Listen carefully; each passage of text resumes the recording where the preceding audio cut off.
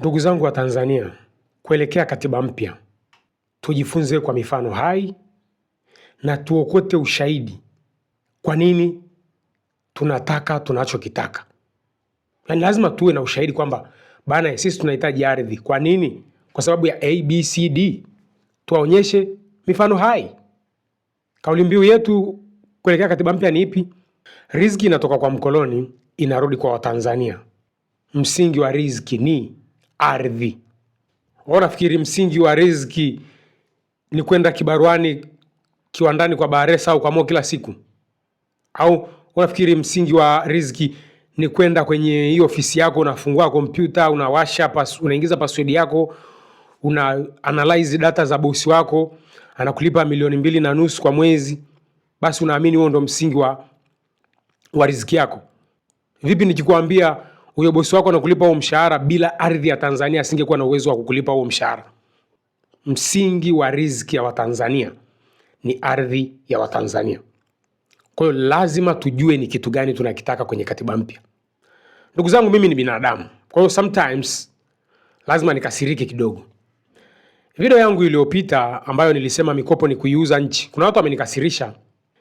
Mmoja nilikuwa tayari naandika comment ya kumtukana kabisa kwa hasira.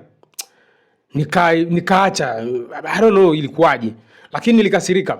Bwana aliandika comment ndefu sana, akasema hivi: kila nchi inakopa, yani lazima kukopa kama Marekani. Alafu akataja Marekani. Nikakumbuka ni namna gani hizi nchi za magharibi zimetulazimisha kwamba wao wako sahihi. Kwa hiyo huyu ndugu yangu anaamini kukopa ni njia ya maendeleo kwa sababu Marekani anakopa. Kwa hiyo kama amechukua ukopaji kwa Marekani ndio njia ya maendeleo na sisi tuendelee kama Marekani, kesho atarudi atasema ushoga nao ni maendeleo kwa sababu Marekani nao wana mashoga. Huyu hatuwezi kumweka katika kundi hilo. Huyu bwana anaamini anaijua Marekani ya kwenye TV, sio Marekani ya sasa ambayo tunaifuatilia sisi. Trump ananadi kwamba ameongeza wawekezaji kwenye nchi yake. Trump huyo, hii ndio nchi ambayo ilibaki na viwanda vingi kuliko nchi yote duniani baada ya vita kuu ya pili ya dunia. Huyu sijui ni huyu jamaa atakuwa mileni au Gen Z. Hii jamaa amenikasirisha kweli.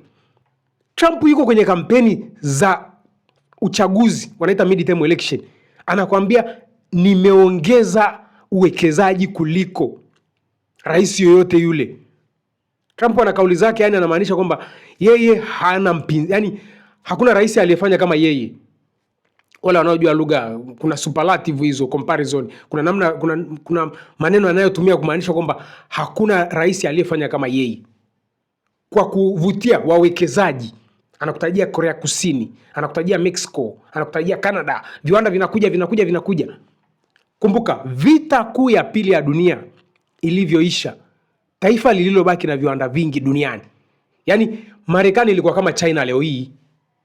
Vile viwanda vilienda wapi? Ndugu yangu, umenikasirisha. Kuna mmoja alikuja na comment kama hiyo hiyo.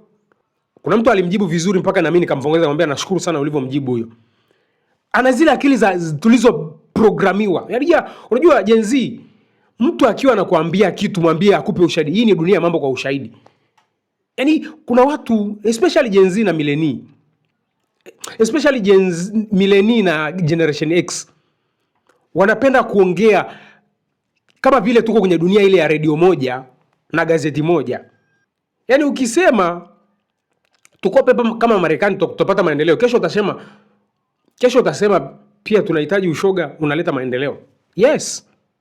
Mwingine akaniambia shida sio, kuna mmoja alisema shida sio katiba mpya, shida ni usimamizi wa katiba. Vipi ndugu yangu nikikwambia hakuna rais, yani ni marais wawili tu ambao walikwenda kinyume na katiba?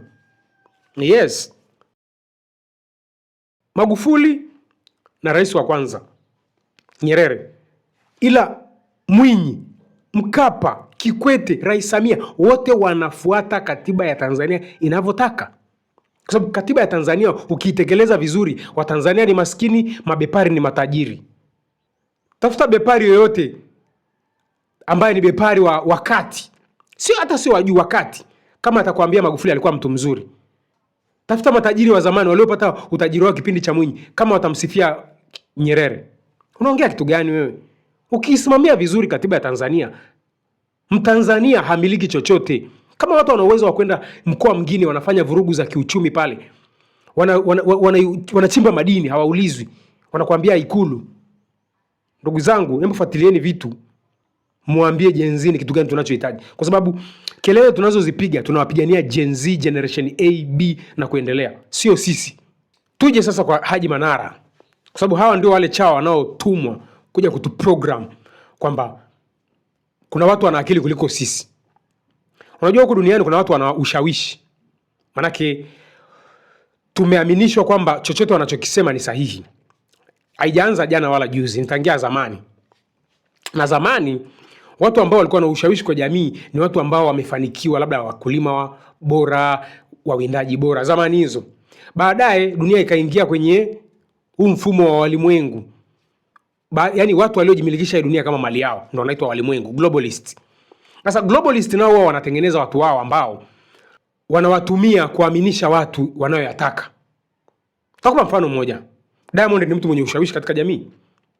Lakini ni kitu gani Diamond utajifunza kwake? Muziki. Diamond hajaja tajiri kwa ajili ya muziki. Usijizime data. Diamond ni tajiri kabla ya Instagram. Instagram ni ya juzi. Diamond umaarufu wake umeanza kutengenezwa na magazeti, yale magazeti yetu pendwa. Sasa hivi amekufa. You see?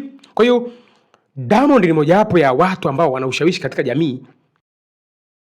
Lakini there's nothing you can learn from Diamond. There's nothing. Ni project za watu. Diamond ni project za watu. Mtu ataniambia tupe ushahidi. Michael Jackson amekufa na nini? Maskini wa kutupwa, lakini jina lake bado linatumika kwa wale ambao walilitengeneza. Kuna movie ya Michael Jackson ina trend sasa hivi, imeuza vibaya sana. Lakini mhusika amekufa maskini. Maana yake nini? Michael Jackson ilitengenezwa kama unavyoona Diamond imetengenezwa. Watu wanaweza wakaitoa Diamond ikabaki nasibu. Nakupa tu mfano. Hata tukirudi kwenye dini, mimi ni Mkristo. Kwenye Biblia kuna mashujaa ukiwafuata unaweza ukafanikiwa. Lakini kanisani hawa mashujaa huwezi kufundishwa. Ni watu wazuri. Mfalme Daudi, mwanae Mfalme Suleiman, wako mashujaa kibao, lakini hawa mashujaa kanisani wamefunikwa, alafu wakatengenezwa mashujaa wengine. Akina Paulo ana nguvu kuliko Mfalme Daudi. Alafu ukienda kanisani unaambiwa pambana uwe kama mfalme, uwe kama Paulo. So uwe kama Mfalme Daudi, utengeneze ukoo wako.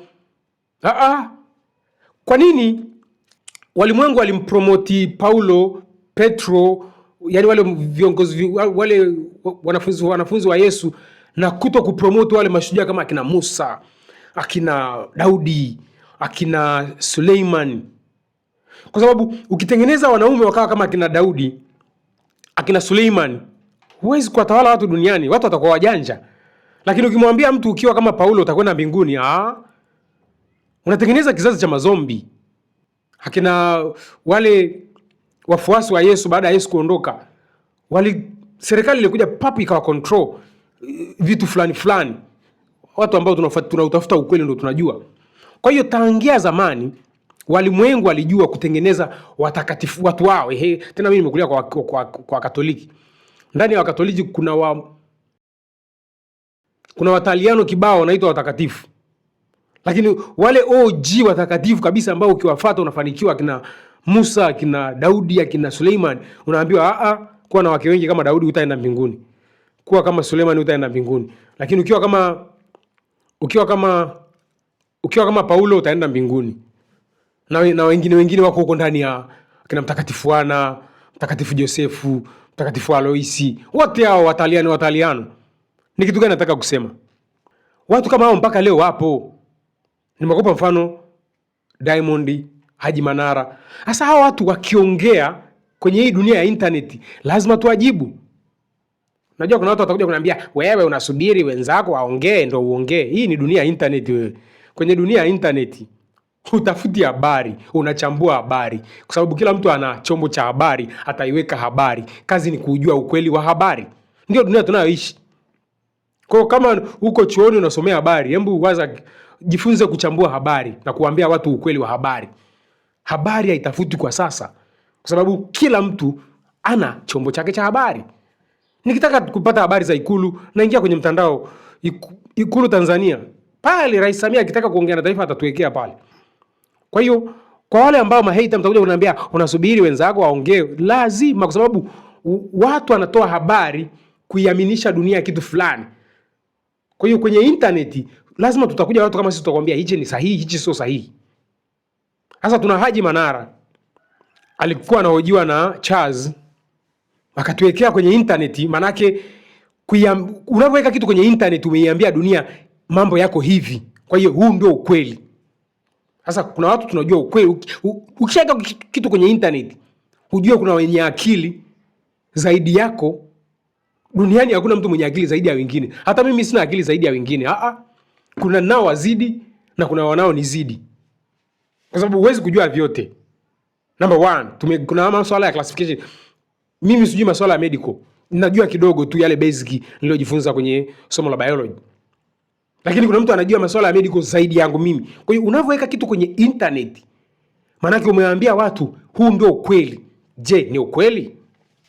Haji ametuambia sisi wa Tanzania hatuwezi kujiendeleza, kujisimamia, yani kufanya jambo lolote maendeleo bila wawekezaji. Unajua Haji Manara huyu ni Generation X. Hiki ni kile kizazi kilichoprogramiwa. Kama Haji ana degree au ana diploma, hii ni outdated. Hata hajai-update.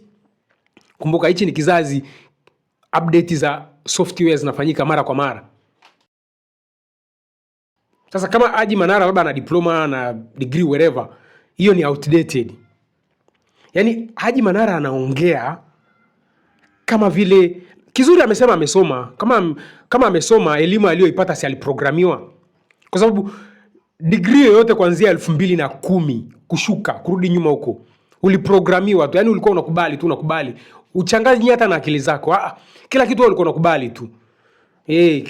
Kenya ni tajiri kuliko Tanzania, unakubali tu. Marekani ni tajiri kuliko China, unakubali tu. Huongezi hata na akili zako. Sasa ni Haji Manara. Aliulizwa swali simple. Tuna kama tatizo fulani hivi la utunzaji wa viwanja, kwa sababu tukitazama viwanja kuanzia vya Chama cha Mapinduzi vile vinavyochezewa ligi kuu na hata uwanja wetu Benjamin Mkapa umetupa kama funzo, kila muda kuna matengenezo. Picha haimalizi mwaka bila matengenezo, picha hazimalizi mwaka bila kufungiwa na mashirikisho yetu. Tunashindwa kweli kutunza viwanja kwenye nchi hii? Nadhani kulikuwa na changamoto ambayo serikali kwa maana ya wizara imeliona hilo. Swala kwamba kuvifanyia ukarabati viwanja kwa mfano kama Benjamin Mkapa, ni kweli. Sasa unajua, ukenda katika nchi za wenzetu unaweza ukatembelea uwanja ukaonyeshwa majukwaa, ukaonyeshwa changing room, ukaonyeshwa vitu vingine, lakini ile pitch huwa huwezi kuikanyaga. Yani utaishia kuangalia tu mazingira mengine. Pitch inalindwa kwa gharama kubwa, kwa sababu kuitunza pitch ya mpira ni kitu chenye gharama kubwa, kinachohitaji umwagiliaji wa mara kwa mara, mbolea zilizokuwa sahihi kwa wakati ule, lakini na utunzaji wenyewe wa uwanja unahitaji uangalizi wa kudumu. Sasa sisi tulikuwa tunafanya vitu kwa mazoea.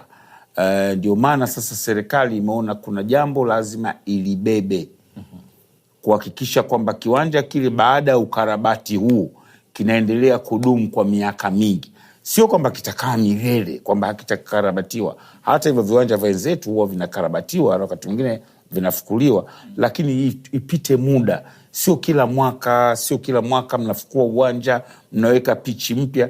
Kwa hiyo nadhani hilo serikali imeliona, na kwenye eneo la viwanja vya Chama cha Mapinduzi siwezi kulisemea direct, lakini hata mimi pia nakwazika kuona baadhi ya viwanja havina ubora unaotakiwa. Nadhani kuna paswa sasa, mimi ningekuwa na vile viwanja vinavyomilikiwa na Chama cha Mapinduzi vingeingia ubia. Yako mataasisi, yako makampuni ambayo unaweza kaingia na ubia, makampuni ya watu binafsi, kwa mfano labda Mkwakwani, Sokoine, katengenezwa vikao vinamilikiwa kwa ubia, kuliko kuviacha moja kwa moja katika mikono ya Chama cha Mapinduzi peke yake, kwa sababu kwa miaka mingi vimeshindwa kujiendesha vizuri, hususan katika eneo la majukwaa na eneo la picha kuchezea na hata changing room. Kwa hivyo ningeshauri kama kuna uwezekano Chama cha Mapinduzi kiangalie kutafuta wafadhili, kwa maana ya wadhamini, waweze kuingia na ubia kama ambavyo baadhi ya majengo. Kwa nini katika baadhi ya majengo Chama cha Mapinduzi inaingia ubia na wawekezaji? Kuna shida gani kwenye eneo la viwanja vya mpira? Hakuna shida yoyote. Mimi nadhani ungefanya hivyo tu. Super programmed. Yaani ujamaa Gen Z, ukiwa unaongea na mtu wa kizazi chetu sisi millennial generation X, wazee hawa, mwambie yani muwe mnawashauri wawe wana update akili zao, watoke kwenye zile program walizojazwa, kwa sababu kizazi chetu sisi, yani mimi millennial X kushuka huko nyuma, yani wazee huko waliprogramiwa. Kauliza swali simple, Watanzania wanashindwa kutunza viwanja? Yani kafunguka ni namna gani yuko super programmed. Anaamini angekuwa in charge, angekuwa kiongozi wa nchi, angeingia ubia. Manake angeuza. That's literal the meaning. Amepunguza ukali wa maneno. Huyu bwana kwenye akili yake anaamini hivi viwanja vya CCM, let's say CCM Kirumba, CCM Mkwakwani, siku moja tuamke tukute labda GSM Stadium. Kama unavyoona wale ambao mko super program na wazungu, kama mnavyoona Emirates Stadium. Emirates amejenga kwa mkataba fulani, jina lake liko pale. Kwa kwenye akili ya Haji Manara nikiingia naona inazunguka GSM Stadium, labda yani mabepari, majina hizi brandi za mabepari, Model Stadium. Watanzania hawawezi kutunza viwanja. Amefunguka vizuri sana kwamba kama Chama cha Mapinduzi baadhi ya aseti zake wamepewa wawekezaji. Kama ni mtu una kumbukumbu vizuri, ule ma GMO, unganisha hichi kiparagraph cha alivyolinganisha mabepari, yani wawekezaji wamepewa asset za Chama cha Mapinduzi. Rudi kwenye zile speech za Humphrey Polepole alivyokuwa anatupa picha ni namna gani nchi imeuzwa. Sitaki kwenda kule, lakini kama ulikuwa unafuatilia vizuri speech za Humphrey Polepole na alichokisema bwana Haji Manara, unaunganisha kuiuza nchi. Nimekuambia kuanzia Mwinyi, Mkapa, Kikwete, Rais Mama Samia, katiba wanaisimamia vizuri. Manake Mtanzania asimiliki chochote. Mtanzania anamiliki yeye kama nani? Haji, huwa ni uuzaji. Hatuwezi kutunza. Kwa nini huna wazo kwamba kwa nini hivi vyama visirudi? Kwa nini hizi assets zisirudi kwa wananchi? Kwa nini vikapewa Jeshi la Kujenga Taifa? Ungeongea hata hivyo tu kwamba hivi tungewapa Jeshi la Kujenga Taifa wa maintain hivi viwanja, wasingeweza kweli? Hawezi kuwa na hiyo idea. Haji ni super programmed kwenye capitalism and democracy. Haji anaamini hivyo. Haji ni wa zamani. Haji kaka yangu. He know nothing. Hajui mabadiliko ya hii dunia. Haji ukimgusa atakwambia Marekani ni tajiri kuliko China. Kenya ni tajiri kuliko Tanzania. Yes. Lakini kwenye hiki kizazi cha Gen Z kuanzia Januari mpaka Januari pesa anaipeleka China. Lazima ajiulize, hii Marekani inaingizaje hela sasa? Unajua Gen Z ni watu ambao wanajiuliza maswali ambayo yanafikirisha na bana, tupe ushahidi kama Marekani ni tajiri kuliko China.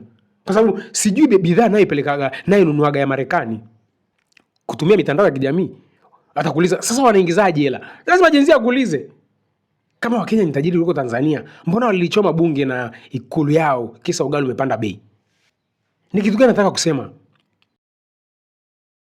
Haji umeshindwa kuweka wazi kwamba hizi rasilimali za Watanzania zitoke kwa Chama cha Mapinduzi zirudi kwa wananchi husika. Hivi viwanja vinaharibika kwa sababu viwanja vinaingiza hela nyingi sana. Millions and billions collectively all over Tanzania of money. Lakini zinakwenda kwa individual anaitwa CCM.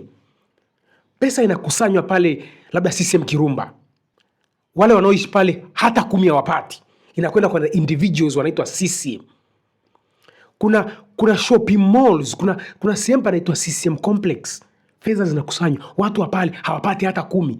Miundombinu ni mibovu like. Watu wanakusanya fedha wanapotea. Kwa sababu yani nitumie picha gani? Kwa sababu CCM ni is a network, kwamba let's say mimi nimeingia kwenye hiyo system, let's say nimepiga kile nimeingizwa kwenye system. Kazi yangu ni kunyonya kwa sababu inabidi nitaondoka. Siwi na ile akili kwamba hichi ni chetu. Wakati nakaa labda miaka 5, miaka mingapi. So nanyonya na haribu. Halafu ile premises au ile infrastructure ikiwa inayumba ndo tunatafuta akina GSM, akina Rostam Azizi, tunaingia ubia. Raia wa pale wanaendelea kuwa maskini. Haji Manara, rasilimali za CCM ni za Watanzania, warudishiwe Watanzania, tuone kama watashindwa kumanage. Sawa, full stop, nisiongee sana. CCM Kirumba warudishiwe watu wa Mwanza, watunze chini ya Jumuiya ya Jeshi la Kujenga Taifa. Watashindwa kutunza? JKT Mwanza, uwanja huu hapo, mmanage, mutunze. Watashindwa Tujaribu basi, tucheze kamari. Hizi rasilimali za CCM ni za Jeshi la Kujenga Taifa. Sitaki kuongea sana. Kwa hiyo Haji Manara, you are super programmed kwamba Watanzania hawawezi jambo lolote lile. Ni mwekezaji tu. Nisiongee sana na sio kosa lako. Uko super programmed. Elimu yako ninajua. Si ndio hiyo nimeipata mwishoni na mimi. Kama una degree ni outdated, kama una diploma ni outdated. Oya. Tuko kwenye multipolar world order, nikiongea kizungu utanielewa. Unipolar imesha kufa wewe. Haji. Do you update your brain bro? Unafuatilia kwa sababu hii dunia yetu sio ya kusoma vitabu tena. Vitabu vya kuniambia Kenyatta alikuwa sahihi kuliko Nyerere. Kitabu hicho nitakisoma tena kweli? Hii ni dunia we are observing the real changes bro. Yani tunaona mabadiliko yani wiki 2 zilizopita na leo ni tofauti kabisa. Mambo yameshabadilika. Hivi unajua ndani ya siku 14 ni AI ngapi zimeachiwa? Ulimsikiliza Elon Musk anakuambia every week new model is being released. New AI. Hichi sio kizazi cha kusoma hata vitabu, kizazi cha kusikia na kuona. Gen Z, mtanitetea. Mtu akiongea kama huyu, anaongea vitu ambavyo haviingii kwenye akili yenu. Mkiona mtu anaongea vitu ambavyo haviingii kwenye akili yenu, muulizeni swali moja. Wewe umesomea nini na uligraduate mwaka gani? Akikwambia 2010 kurudi nyuma, mwambie update. You need to update your brain. Degree ya 2010 kurudi nyuma, 2010 kurudi nyuma. Sio 2010, 2016. Yes. Tuache miaka 10. Kuanzia 2016 kurudi nyuma, mtu yote ambaye aligraduate chochote, mwambie aka update brain yake. 2016 kurudi nyuma, chochote ulicho graduate, update your brain please. Haji, umesoma lakini ulichokisomea kimeshapitwa na wakati. Update your brain, brother.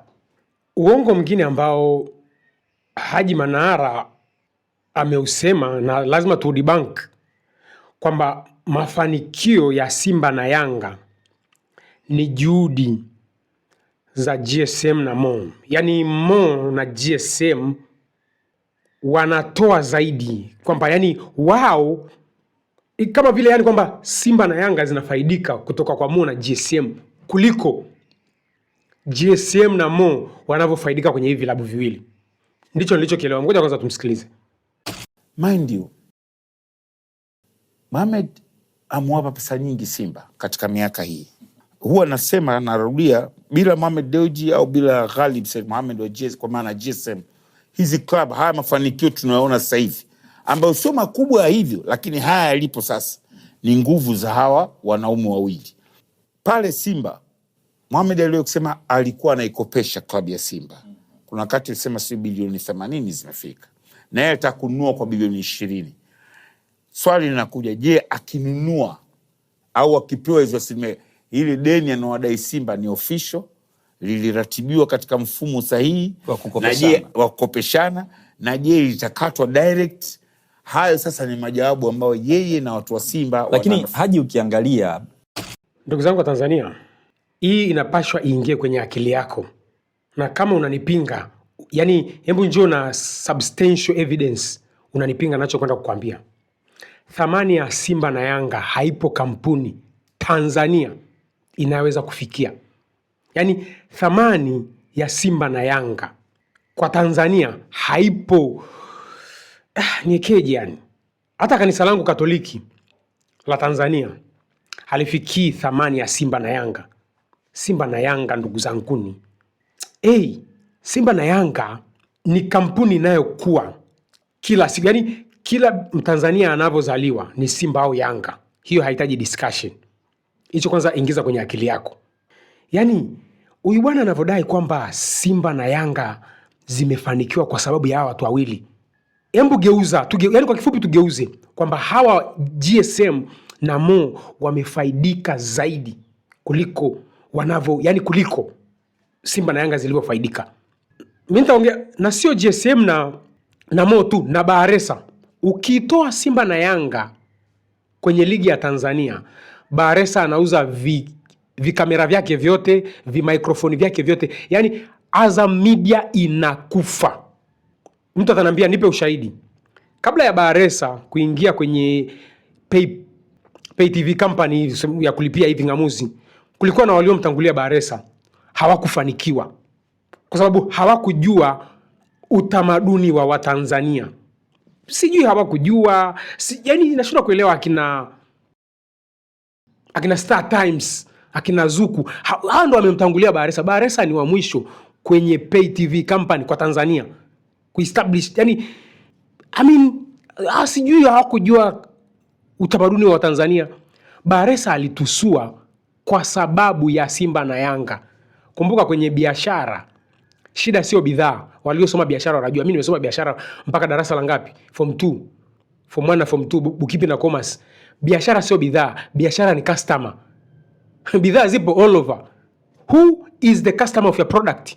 You get the, yani biashara sio bidhaa, bidhaa zipo all over. Biashara ni customer. You have the right customer for your product. Ndipo Baharesa alivyotusua. Sasa toa Simba na Yanga kama Azam TV haijafa, nani atalipia?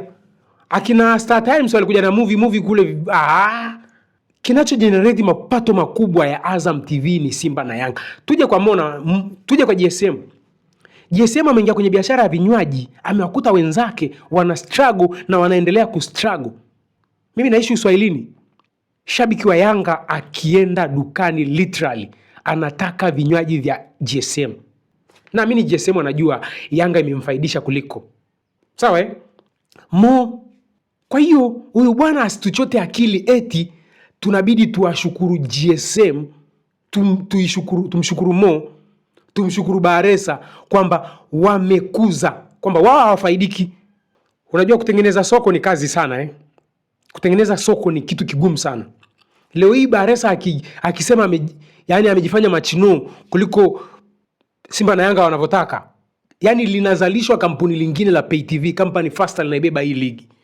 Yani Baharesa ameshatengeneza barabara ambayo sasa hivi Baharesa tumchukulie kama bulldozer aliyechonga barabara ya ligi ya Tanzania. Maana Baharesa akizingua ziko kampuni kibao zinamsubiria atoke ziingie. Na hawezi kuiachia. Hiyo inajulikana. Point yangu ni kwamba Haji Manara asiwafanye Watanzania wajione kwamba wanatakiwa kuwanyenyekea mabepari na mabepari wana thamani kuliko sisi. That's my logic. That is my logic. Haji, hawa mabepari wanapata zaidi. Na yani niseme hivyo, wanapata zaidi. Sitaki niongeze. Usituchote akili bana wewe. Kama sio Yanga, GSM asinge breakthrough kwenye biashara ya vinywaji. Sikakuta wenzake. GSM ni mtu wa tatu, brandi ya tatu kwa kuuza zaidi vinywaji. Kwa kwanza anaweza akaamua Baharesa. Hawa watatu hawezi kubishana nao. Kwa brandi za nyumbani, sijagusa akina Coca-Cola na Pepsi huko. Mimi nagusa brandi za nyumbani. GSM ni watatu. Lakini GSM kakuta watu kibao. Lakini mtu anakwenda dukani literally anataka vinywaji vya GSM, mtu wa Yanga. Na huyu mtu wa Yanga nyuma alikuwa anakunywa vinywaji vya Mo. What is my logic? What is my point? My point is hawa mabepari wanapata zaidi. At least GSM anaonyesha uthubutu kwamba bana, I'm getting a lot, I need to return. GSM, lakini usimdefend Mo eti Mo sijui. Come on man, come on. Na Simba na Yanga haziuzwi bana wewe. Simba na Yanga ndio wa Tanzania. Yani hapa ndipo wa Kenya wakinitukana huwa ananyamaza kwamba nyie mmekalia futiboli mnaibiwa nchi yenu. Wa Kenya wakiniambia hivyo mimi nanyamazaga. Bahati nzuri wameshalichoma bunge na Ikulu na mimi nishapata sababu ya kuwajibu. Lakini literally Simba na Yanga zimetupumbaza na uwezi kupinga. Hiyo mimi siwezi kukataa. Ulikuwa unajaribu kupinga hiyo, lakini I'm not on the board with you. Hii sikubaliana na wewe. Simba na Yanga zimetumika na zinatumika bado kutupumbaza. Shida ni kwamba Watanzania wakiwa na njaa huwezi kuwapumbaza tena. Mpira unapendwa sana nchi hii kuliko siasa. Mpira unapendwa, unajua, lakini huwezi kuzuia au ukasema Watanzania wanapumbazwa kwa ajili ya Simba na Yanga kwenye mpira au wanapumbazwa na mpira. Haji, mpira unatupumbaza bana wewe. Yaani hilo siwezi kukubaliana na wewe. Mpira unatupumbaza literally. Na ushahidi nao. Ushahidi ni Nape Nnauye alichokisema. Alafu media zikaspini masuala la Magoma. Sitaka nisahau.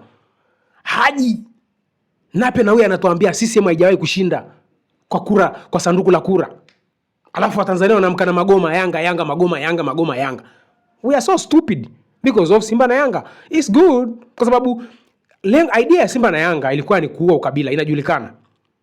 Tanzania na makabila mawili, Simba na Yanga. I'm proud of that. Wherever I go, East Africa and Central, all of Africa, sisi tuna makabila mawili. Huwa nasemaga tuna makabila mawili, Simba na Yanga. Kwa sababu literally ukizaliwa wewe ni Simba au Yanga.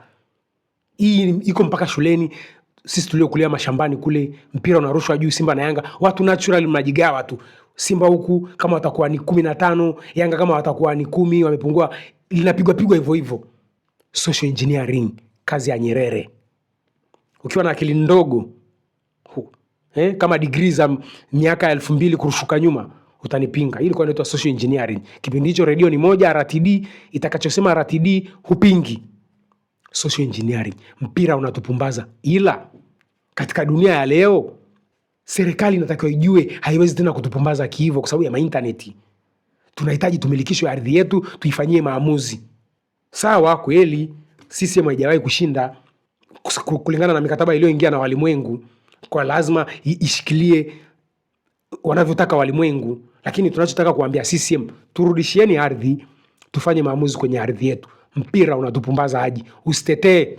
Nape Nnauye ashatuthibitishia. Haji anajigamba ameifungua Kariakoo. Mimi nakaa Kariakoo Haji. Kwa hiyo ndo diwani wangu. Mimi nakaa Kariakoo, nalala Kariakoo.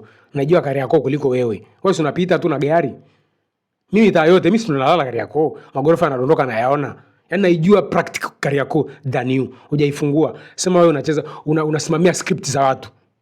Na wapo watu wanauliza Haji Manara anafanya lini kazi zake za udiwani? Manake wanamuona tu anazunguka huku na kule. Na Kariakoo pale kuna kero chungu mzima. Mimi nashukuru Mungu kwa miezi 9. Sitaki kujisifu, lakini Kariakoo kwanza nimeifungua. Kabla ya mwezi Oktoba hakuna mtaa ulikuwa unapitika. Mitaa ilisongamana kupita maelezo.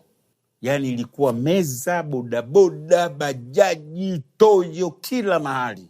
Maafa kitokea, moto, ambulance haingii.